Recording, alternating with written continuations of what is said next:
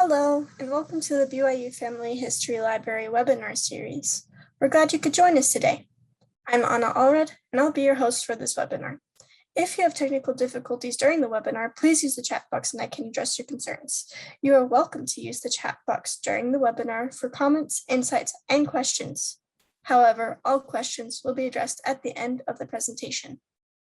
Our next webinar will be on September 22nd, Introduction to Forensic Genealogy with Suzanne Hoffman. If you would like to access a previous webinar, please visit our webinar index on our website or search on our YouTube channel. All of our webinars are recorded and uploaded by the following Monday for your convenience. We also post links to recordings and other updates on our Facebook and Twitter accounts. For today's webinar, we are pleased to hear from James Tanner, who will be giving a presentation on exploring the basics of MyHeritage. James has over 39 years of experience in genealogical research and is an avid blogger of Genealogy, Star Blog, and Rejoice and Be Exceeding Glad.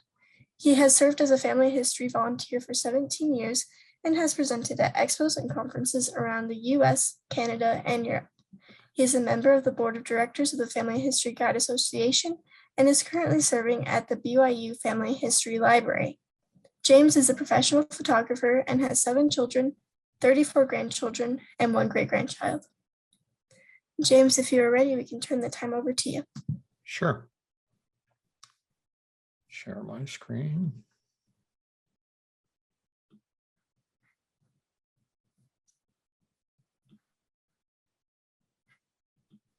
There we go.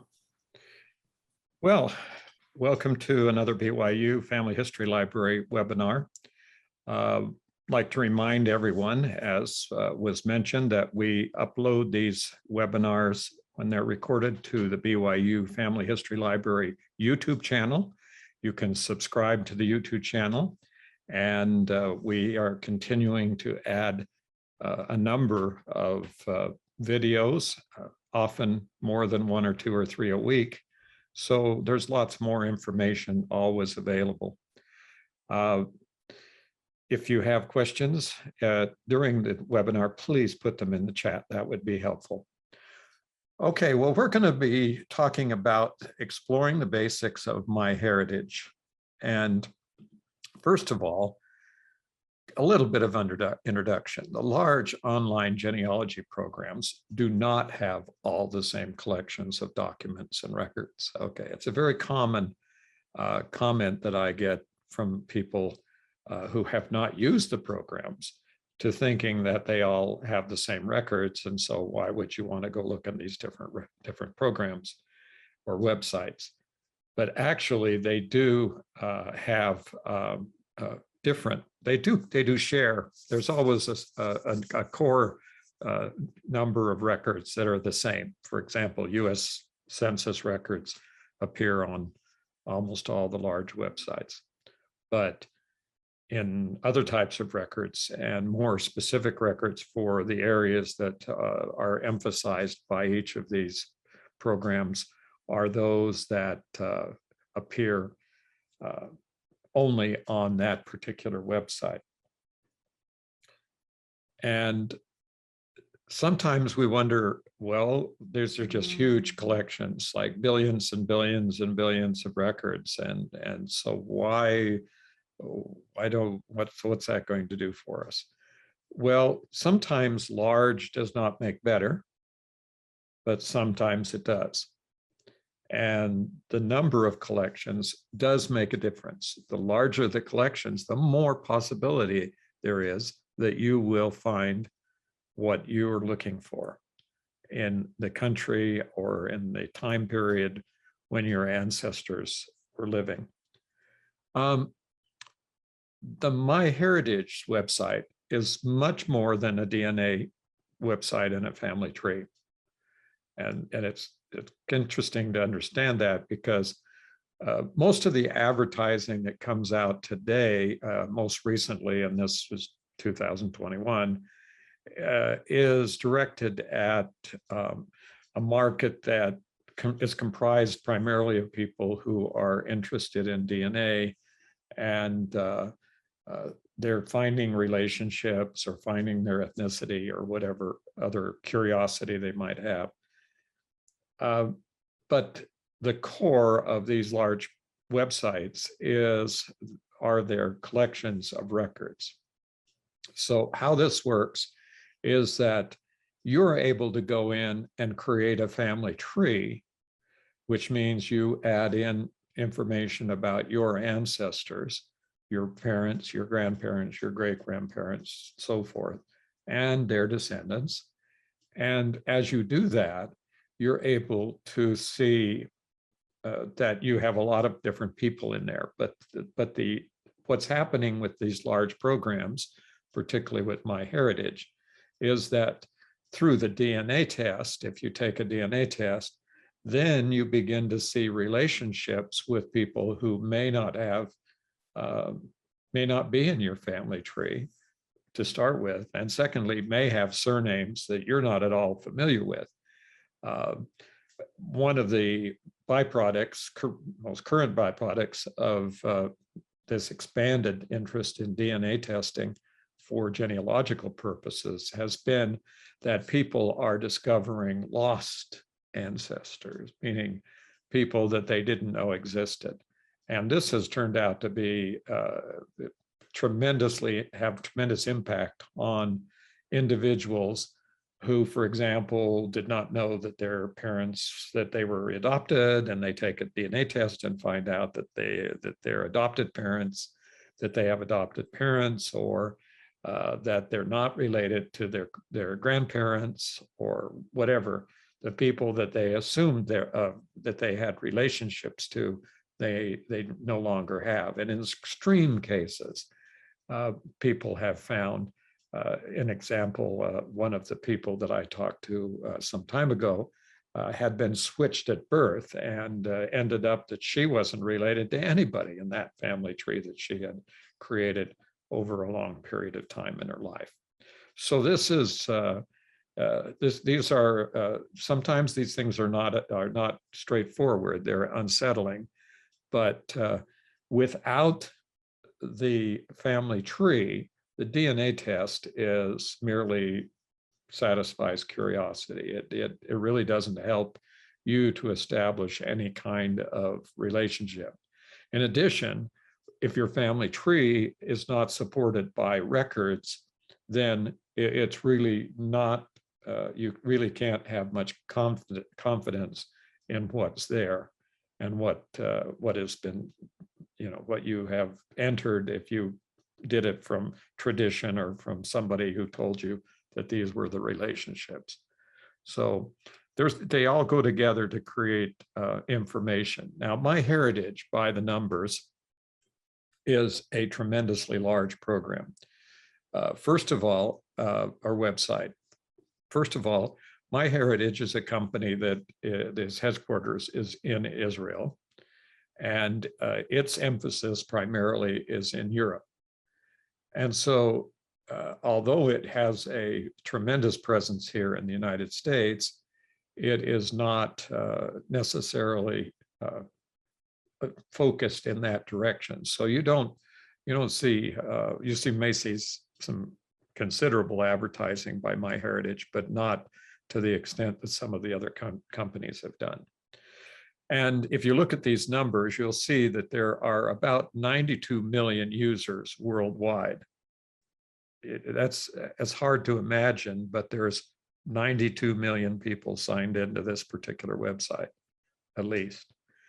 And it's in 42 different languages. That means that not just you can do a Google Translate or something and get some of the parts of the website translated, but it's actually in 42 different languages.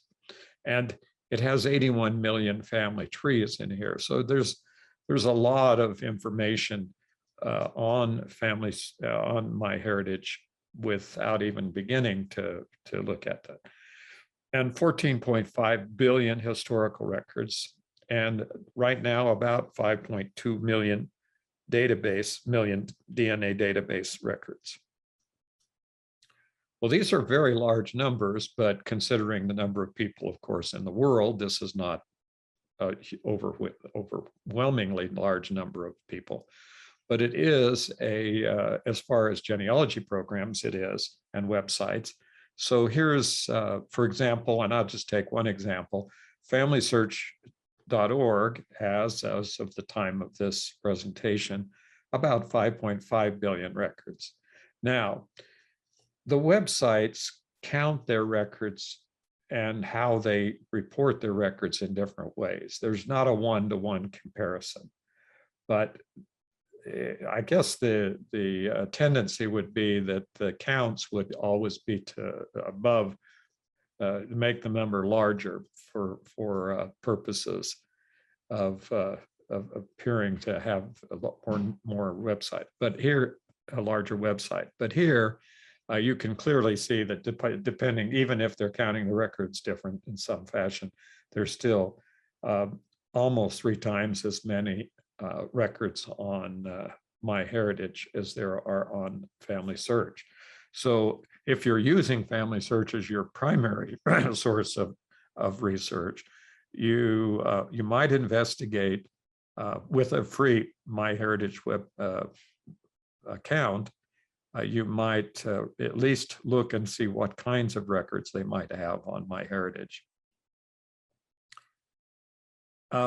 MyHeritage is a Family Search partner, and members of the Church of Jesus Christ of Latter-day Saints have free access. So if you're a member of the church, you can look online and begin the process. You begin the process of creating your free account by connecting from Family Search to MyHeritage.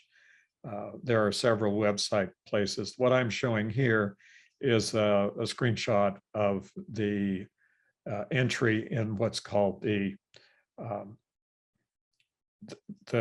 list of the partner websites on Family Search. And so you're basically going to be able to click on this and get into the program. If you need help, you can get help from any family history center, or perhaps from your ward family history consultant. Of course, before you can start using one of these websites, you need to create an account and log in. So that's just a process. MyHeritage is, excuse me, MyHeritage is a paywall program. It has a subscription cost. It's fairly reasonable. They have different levels of involvement. In order to take advantage of the entire program, you need the complete program with all of the data connections, and that is running in the mid $300 a year, which is a lot cheaper than flying across the world to some of the places where these records are stored and trying to find the records yourself. But it is there is an expense involved. As I mentioned, MyHeritage has 4.5 billion historical records, but they're in over 6,000 collections. And you can see a screenshot here of some of the larger collections.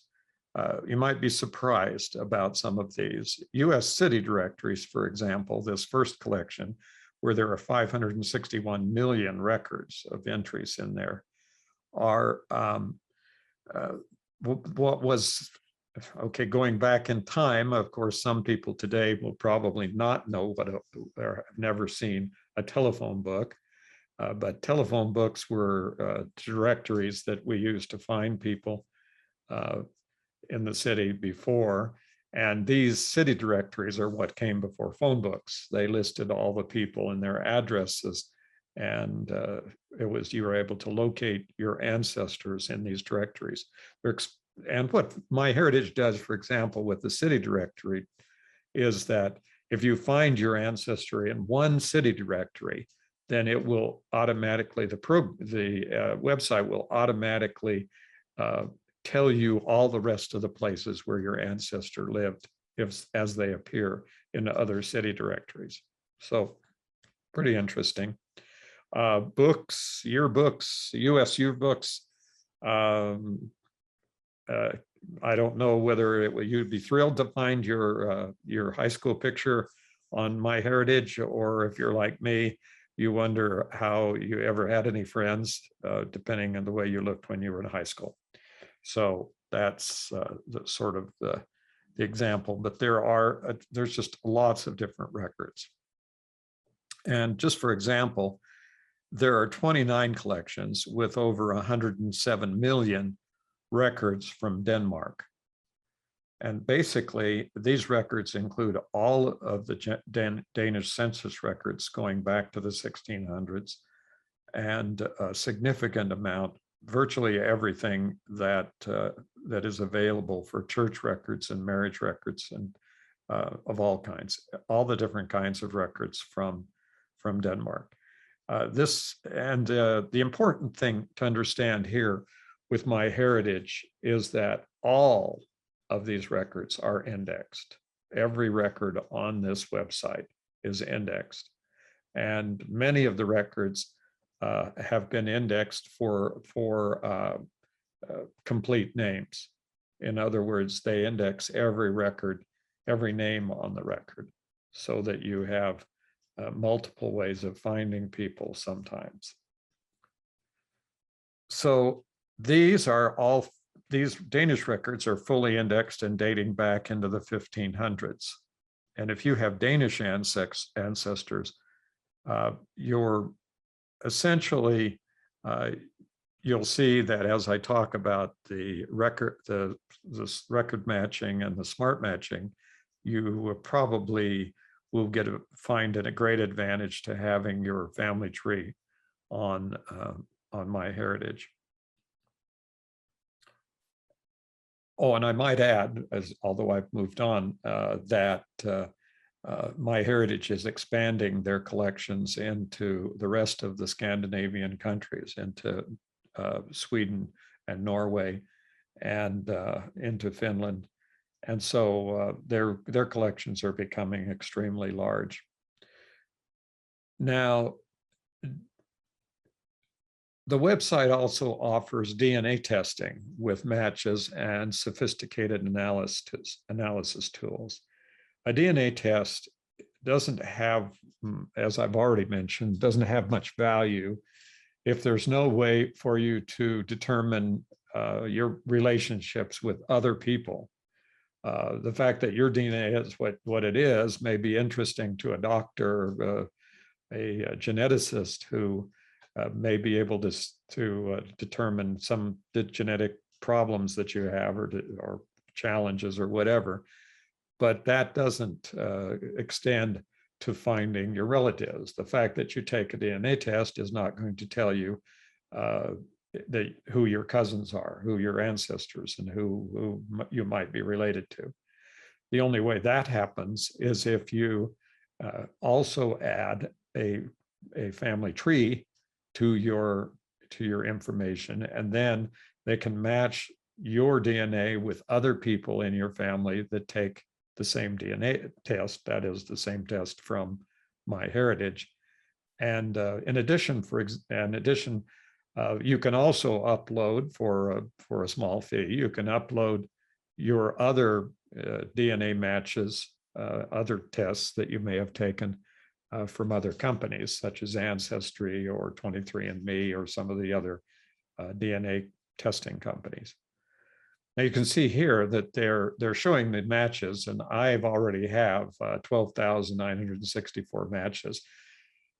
That means I have 12,964 ancestors and cousins. Okay, well, I guess not too many of my ancestors took DNA tests, but so I have that many cousins. But that number doesn't help unless there are ways to organize that and analyze it, and that's what the tools on MyHeritage do for you. there's a number of I refer you out to webinars about DNA testing and the process and what you need to know about DNA testing. But MyHeritage has created some tools that will allow you to enter into and find out once you get your DNA matches what they really mean and who you're related to. And I've looked at these people, and I find that that I do know everybody in my close family. I obviously, and so I don't have any surprises. I'm not. I didn't end up being born into a different family than the one that I think I'm in. I don't know if somebody else is going to be disappointed about that, but I'm not. The extended family, however, is interesting. Out of 17 people, there are people who have no people in their DNA, in their family tree. And so they have a surname, and they're living people. I don't know who they are. I have no idea how I'm related to that person. I'm related, but I don't know because they haven't put in any information about their family tree. And in my distant relatives, I already knew I had thousands and thousands of distant relatives. So this is no surprise to me. But what is surprise is that this many of my relatives have taken the DNA test from MyHeritage. So that's pretty interesting. It's also interesting as I get into the DNA testing to find out that I share DNA with people in countries that I have never imagined that I had relatives in. So, for instance, I have a significant amount of DNA in Italy. I have no idea how I got Italian ancestors, or I just don't know where that came from. So basically, there are some things that continued research and continued following the DNA lines may eventually result in getting more information. Here's a little closer in to see the numbers and how that works.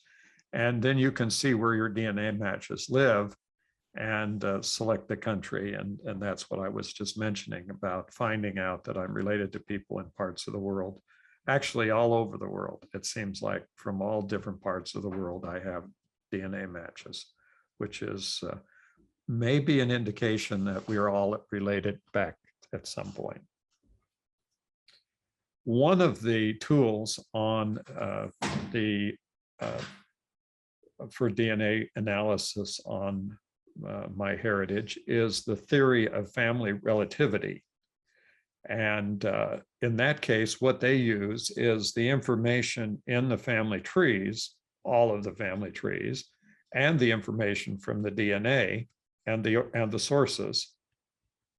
And they compare all that in a huge database and include other information also that about general databases. And when that information is processed, they can show with a relatively high degree, here in like 60% confidence level, that the person that's down at the other end of this diagram and who's one of my cousins, and this shows how we're related. So there's a pathway here that even if that person hasn't got a substantial family tree, there's a pretty good possibility that this is the way that these people are related. And interestingly enough, when this DNA test was taken, this ancestor, my great grandfather, Marinus Christensen, was the family tradition was that he was adopted, and that his parents were adopted parents. Interestingly enough, he had two sisters who were not adopted. They were part of the family. So the Christensen family had, his father was Jens Christensen. They had two daughters. One of the daughters died young. The other daughter came to America with her father and with Marinus the adopted son, and managed, after joining the Church of Jesus Christ of Latter-day Saints, and came west. And they, they got married, had children, both of them, and so and then I have, what happened is my parents got married, and my mother was a Christensen, and the other family was called Overson family. And so my father was an Overson. And so we thought for many years that my parents were cousins. Well, what happened here is that we still had in our minds that Marinus Christensen was adopted. And I finally found a church record that indicated that he at least had a notation that he was adopted. And further research found a potential family that could have been his parents, that lived only a few blocks in Denmark from Jens Christensen, his adoptive family. And so there was a possibility there. But then what happened is that there were people who were descendants of that potential blood relative, the parents of Marinus Christensen, who had descendants who took DNA tests and who were on MyHeritage, and then they and showed up as relatives. And so that confirmed that we had a relationship with this unknown Danish family that was the potential parent of Marinus Christensen. And all the Christensen line agree with that DNA match, but the Overson line, the other line from the sister who was not adopted, that particular line, that Christensen line and down to Overson's, was not related. And none of the people in that line were related by DNA to the people in the Christensen line. Okay, so when you get through that kind of long description kind of thing of what happened, it basically substantiated the fact that Marinus was very, very, very likely to have been adopted. And it was, you could claim, well, that's proof, but it still is only a percentage possibility, but it certainly is an explanation of who he was.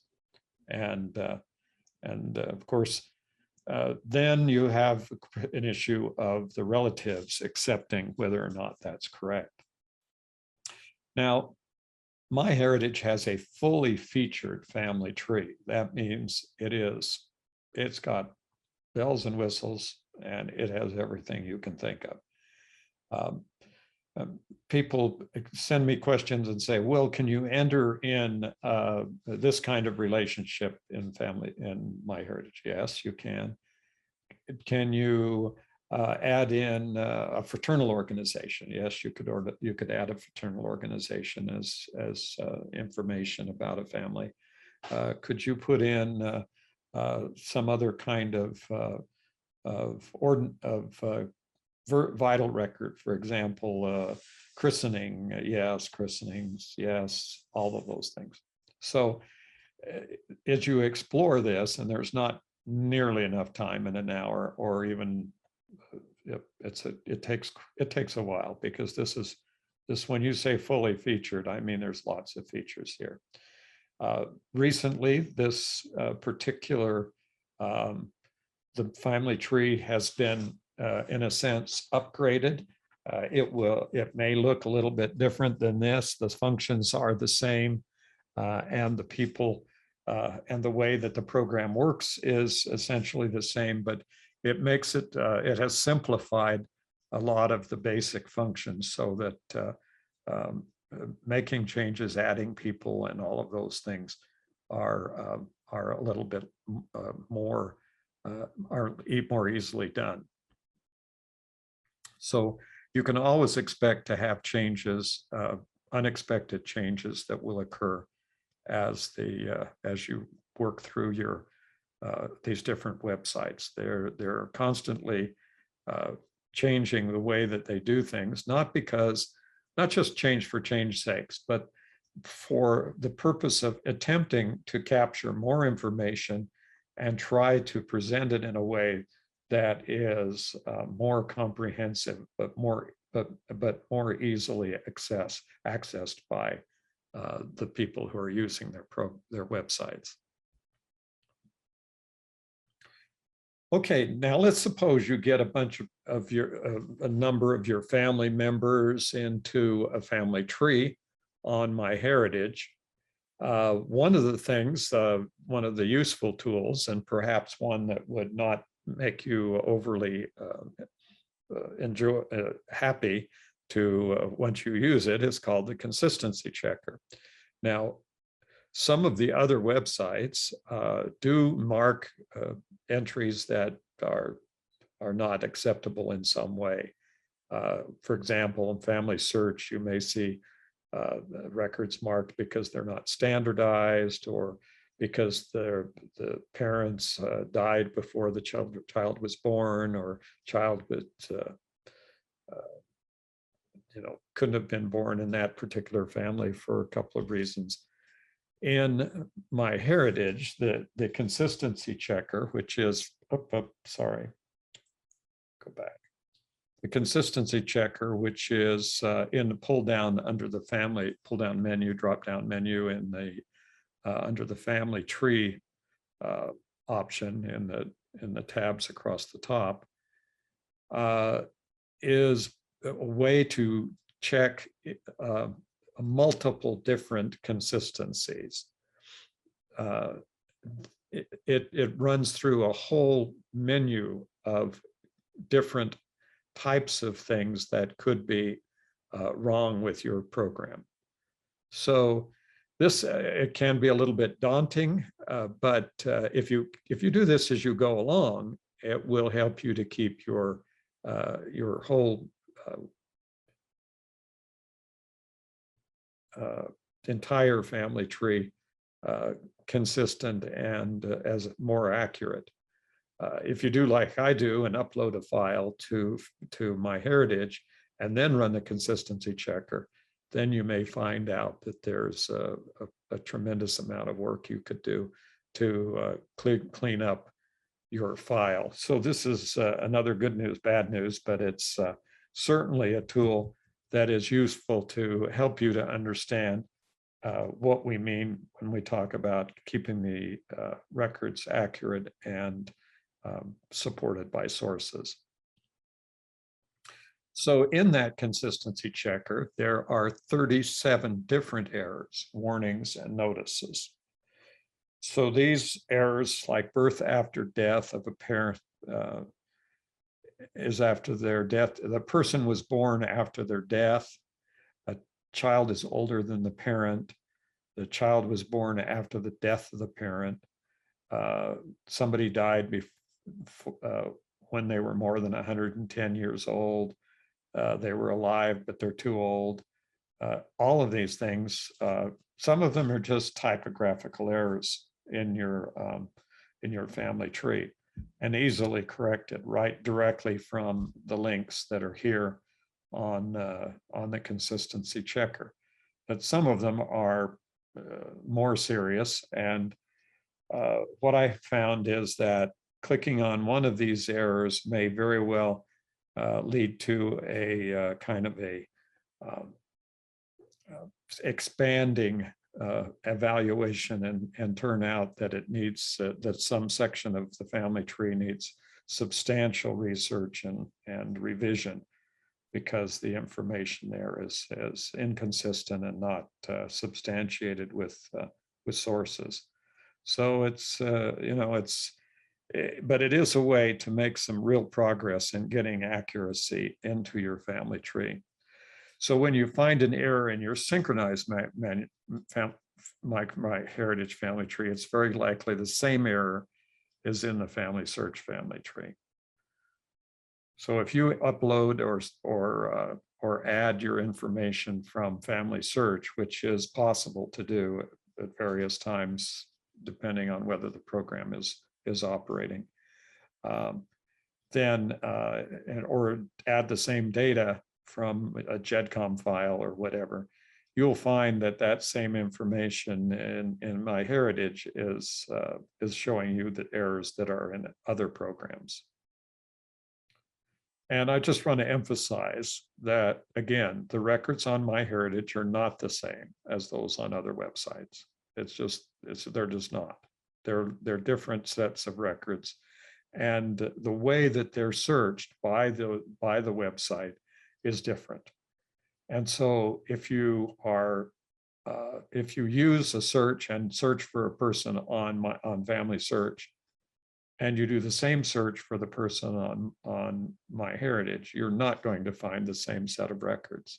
You'll find different records. And there are two types of records on MyHeritage. When you go out and look at the records, there are record matches which match you to records. When you do, you don't really have to go out and do a search to get record matches. Record matches are generated automatically by the website. So you're basically getting record matches within a very short time after you upload information or add information person by person to your family tree. If you don't get record matches initially, then you may not have the level of subscription level that you need in order to get these other services. But the other type of records are matches by people, and those are called smart matches. And the smart matches are finding individuals who are related to you in another person's family tree. That does not mean that they are looking for names. In other words, it's not just because your George Parkinson is in your family tree and they find a George Parkinson in somebody else's family tree and oh, you've got a match. No, that's not what happens. What it does is it takes the pattern of your tree from your ancestors and the descendants in generations, and they match the patterns between the two. So if they say that this George Parkinson is the same as your George Parkinson, that means that his descendants, children and grandchildren, and his parents and grandparents, if they're in the family tree, have matched, or that a significant amount of that is matching, so that you can tell. Plus, you'll get a sort of an indication from Family Search, from MyHeritage, when you get a match that tells you the degree of matching, kind of like a star system for how good it is or how many complaints there are, whatever. The star system will tell you what percentage of probability that this is a correct person. So and then it's up to you to make sure that the record matches and the smart matches actually are your person. They may not be. That the website is not perfect. So we can still have a position to learn. So your record matches are going to look for you for all the records, all the billions of records, for every single person you add into the website. So as you add people to the website, it will continue to update and continue to search through all the records for matches. And those matches can become overwhelming. I was up to like 20 and 30,000 matches at points in time. So it's just how much work you want to do and how fast you want to do it, because I have gotten into MyHeritage with record matches. And when I put help somebody get started in the program, and in a matter of less than 45 minutes have had 4 generations of their family that they had no idea, had never, ever done any genealogy. And they didn't realize that all this information was there and readily available. So remember that smart matches are by people. Essentially, a smart match allows you to connect with the person who has the family tree, which contains the match. So if if I had this, once again, using the George Parkinson name, if I had somebody in my tree named George Parkinson and they found a match, a smart match of a person in that name in another family tree, they would tell me, and they would say, we found this in this other person's family tree. But for instance, here, this person, it says I have currently, at the time I took this screenshot, I had about 2,500 people with 7,900 matches. And this person, Ophi from Ulverson, had 122 matches. That means he showed up in 122 different trees on MyHeritage. And I can assure you that not all of those people are people that I would have known or had any connection with. And if I wanted to review them all, it may very well happen that this person who was born probably born in the United States, but his parents would have been born in Denmark. And if his parents were born in Denmark, it's possible that someone has a Danish family tree who lives in Denmark who has matched with this person. And you can assume that that person can speak Danish and knows where the Danish records are, and that his information may actually be a little more accurate than your information that you've made from translated records or from your own translations. So basically, once you've connected, and the other big advantage is with smart matches is once you have the smart match, and you basically have a connection with that person. Let's suppose that you have ancestors from countries where there are very few records available online or otherwise, and you like say Estonia or Latvia or some other place. Well, MyHeritage has hundreds of thousands of people online in most of the European countries, if not millions of people online in the European countries. And chances are you will find a relative who speaks the language, is related to you, and is there and knows where the records are located and can help you, or may have already have the information. I've found people who had done no Danish research have found as up to 5 generations from another source from a smart match that took them to a person who had done 5 generations of their line from Denmark and with all the sources. And so basically, you cannot discount the advantages of going into and using these other websites. But you need to remember that smart matching is people. If you don't want to talk to the people, if you don't have any need to talk to the people, if you're in the situation where you have so many relatives that you simply don't, it doesn't matter anymore, but you need to be selective and realize that this still exists. You can really just ignore that portion of the program. You don't have to mark and look at and try and evaluate all your smart matches. You can just say, I don't care about smart matches because right now I don't need to have that kind of connection with other family trees. Okay. In this particular instance, you can see that you can get all sorts of information. This is a smart match with a family tree. So you have Mary Watson, who's my great-great-grandmother's great aunt. And here we have a smart match to someone who says their birth is August 13th, 1758, and so forth. And when you look down at the bottom, you'll see that the new information in this match is a personal photo, additional photos, birth date, birthplace, death date, death place, residence, spouses, and children.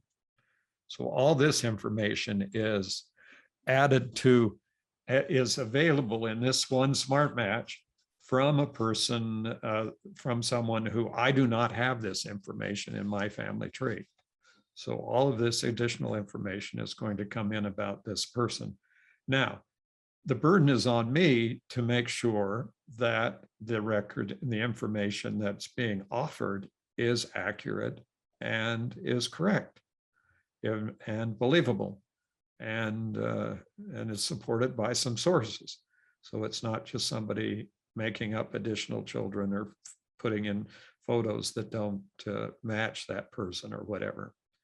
So here's all the records, and it looks to me like from this that there are a whole long list of records that are attached to this particular person. Now that may save you a tremendous amount of time if you happen to be researching along this line. Okay, now this is the interesting and kind of high-tech fun part of the MyHeritage website. And here, what you have is on the left is a damaged photo. Now that's the original photo that came out of a photo collection that I have of digital photos that I've digitized in the past or have been digitized by someone. That's what the photo looked like. And it's not unusual to find a photograph, especially if it was something that was carried around or stored in a box or whatever, that has that same problem with the cracks in the store. And this is the repair photos process. And this is a technique that when you upload this photo, you can upload as many photos as you want, as long as you subscribe to the program. You can upload during different promotions. You may also be able to upload photos for free. But in this case, when you're there, you upload the photo and hit repair the photo, a little link, and it takes a few seconds, and there's all of the cracks gone. There might be a few little things left, but that's much better photo.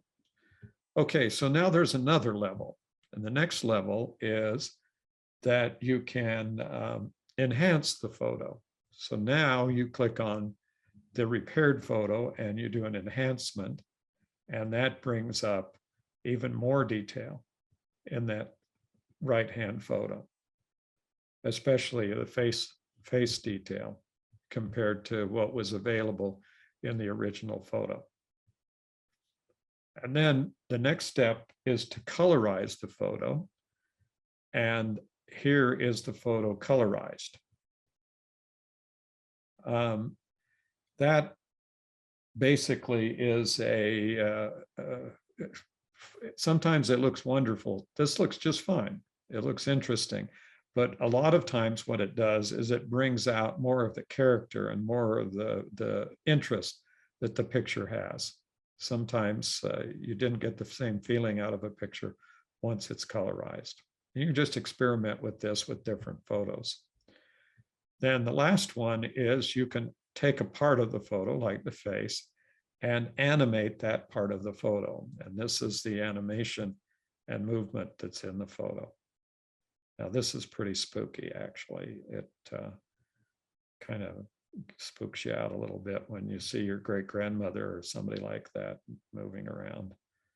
But very interesting things. And these are all parts of the website that are included in the subscription to the website. When you do the enhancing the photos, it will, and there's also a restore colors.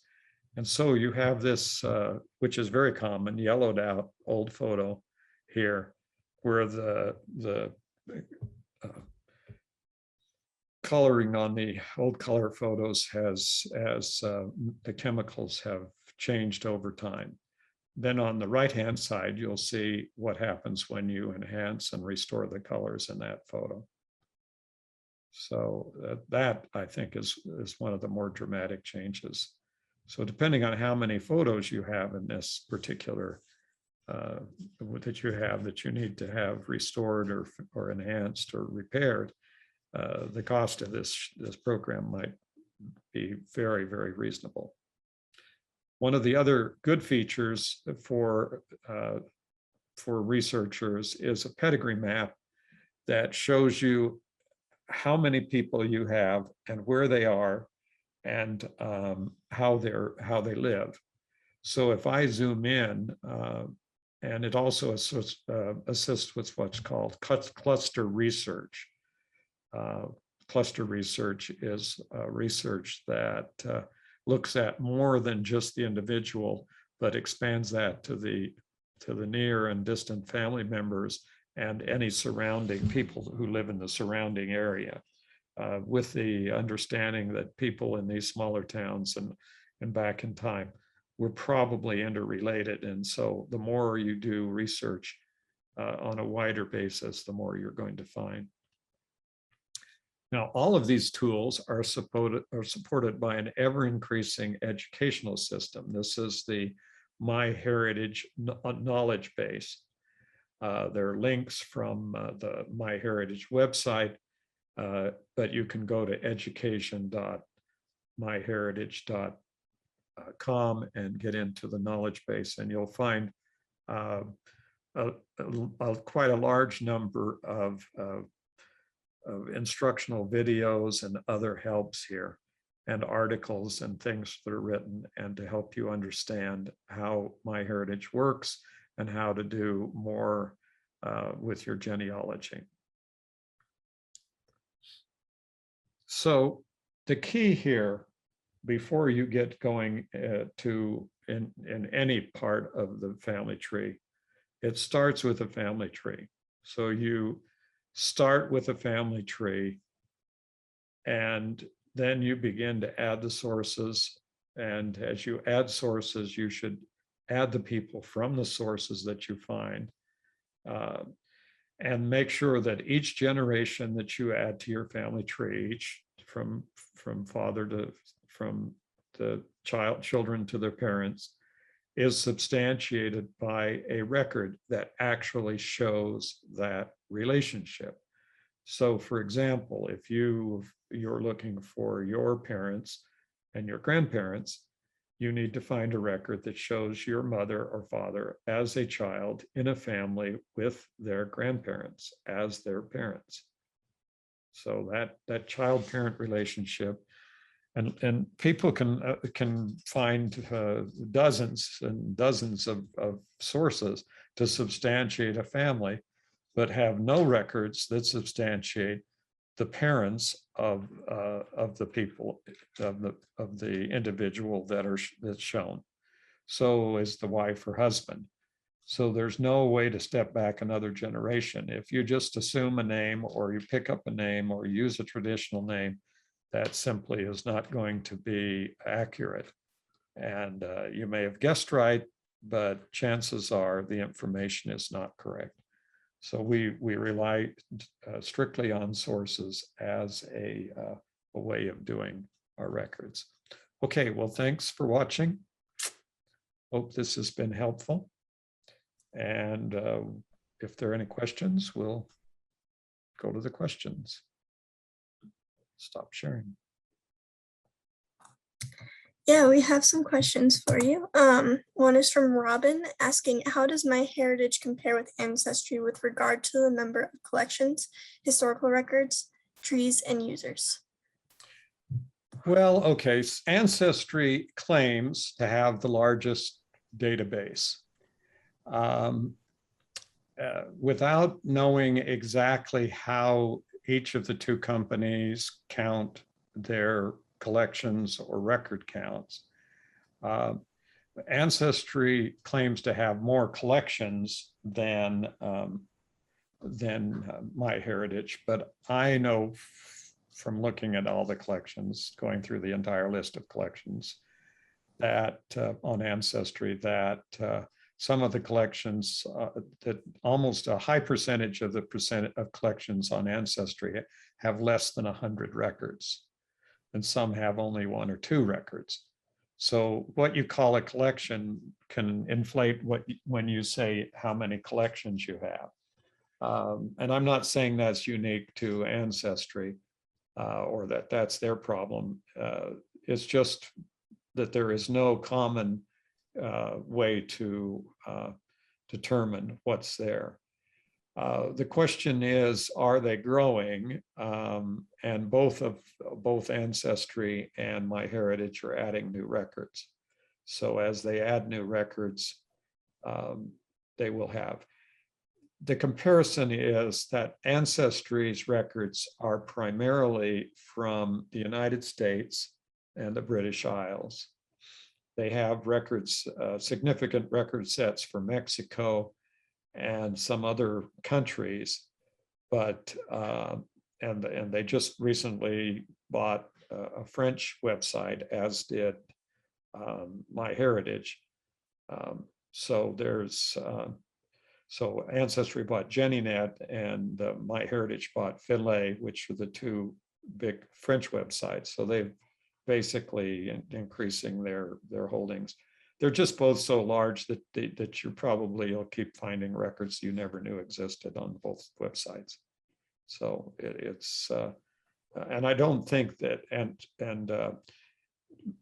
MyHeritage, as I've already kind of shown, is very good in Scandinavia and Germany and Eastern European countries, and mostly, and their emphasis is more on European records than on, and they don't have as big a collection of British Isles records, but they do have a significantly large number of US records in different categories that are not available. Because these programs are partners with Family Search, many of them have records from Family Search that they have agreed to index.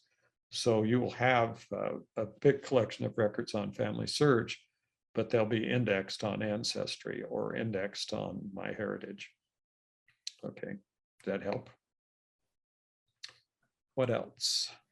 Yes, thank you. We also have some questions in the chat. Steve asked, does Ancestry have a consistency checker? I played around and was able to make myself born before my mother. It didn't say that anything was wrong. Ancestry does some checking, and so does Family Search, but nobody has anything like the consistency checker on MyHeritage that I've seen. It's just, it's very exhaustive and exhausting. And then Dorothy asked, is there a new GEDCOM, GEDCOM, in the works? Yes, the answer is it's not only in the works, it's been published and it's online. You can go to gedcom.io, and that's the website. It's GEDCOM 7.0. The specifications, GEDCOM is a standard. It's not really a program. It's not really a website. It's a standard way of exchanging data between programs. And after 25 years, yes, there is a new GEDCOM. And I happen to know that because I'm on the GEDCOM steering committee, and we are working on it every week. We have a meeting weekly, and we are doing extensive amount of work. And there will be continued improvements in the future. The big thing that's been added with GEDCOM is the ability to exchange media. So you can include documents and photographs and records and of all kinds in your GEDCOM document, and actually transport make a copy of those documents and move them over to a new program. So I don't know if nobody has, there are people who are currently, it's real new, but there are people who are currently, programmers who are currently working on implementing GEDCOM in other aspects, but it's everyone, I don't know if everyone ever will. We still have people that use personal ancestral file that's been discontinued for like 20 years or more, but in the future they will find uses for it, and there will be the ability to do that. Okay. And then there's a follow-up question. Where do we find it to use? Oh, gedcom.io, gedcom.io. And it's not to use. There's no way to use it. It's a standard. You don't use a standard, you read it and implement it when you do your programming. So it would be necessary to have somebody program and use it to export information. And it is backwardly compatible with GEDCOM the previous version of GEDCOM. So you should be able to use the program. There's also a GEDCOM converter program that goes along with it that helps to get the information into the new format. But we're still waiting for other companies to implement it. So using it isn't going to happen until somebody implements it and puts it in their program. Whether they tell you that or not, they might or might not make a deal out of adding a GEDCOM 7.0 compatibility. Okay. Awesome. Thank you, Elder Tanner. And that concludes our Q&A portion. And thank you again, Elder Tanner, for that wonderful presentation today. And thank you all so much for joining us today. We hope you will join us for our next webinar, which will be on September 22nd, Introduction to Forensic Genealogy with Suzanne Hoffman. A recording of this webinar will be made available next week, and you can view that on our YouTube channel or on our website. If you have comments or questions, you can always email us at fhl_webinars@byu.edu or follow Facebook and Twitter. Thank you and have a wonderful week.